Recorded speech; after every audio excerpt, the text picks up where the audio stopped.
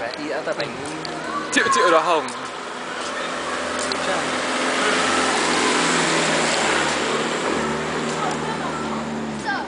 Đúng thật sự nếu mà tuần trước mà lên đây thì đúng là triệu thật, không còn nghi ngờ.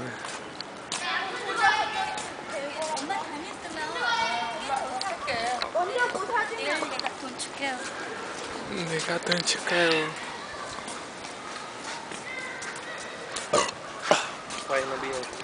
Sốc.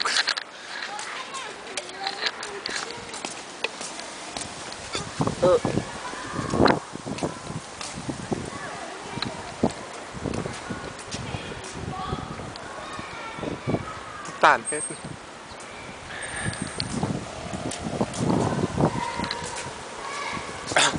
Hoa vận hàn, hoa vừa rào. Sợ. Tí nữa lòng phèo hay là làm thịt nướng? Thôi, lòng phèo đi.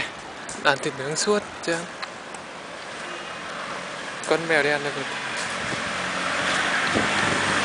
Nhìn đẹp không?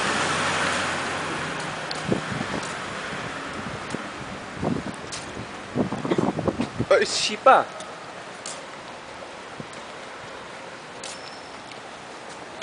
Ơi. Vừa uống hộ đầu phát này mũi của rẻ của ôi thật. Kiểu như trúng độc. Chúng tôi đang trước cổng trường.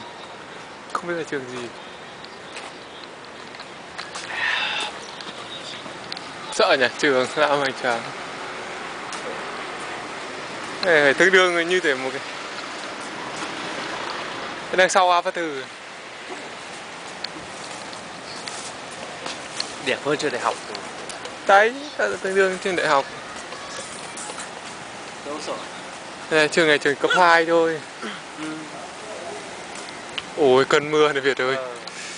Rồi đây. Lại đi ngay cái nã mặt vào cột điện đấy đi.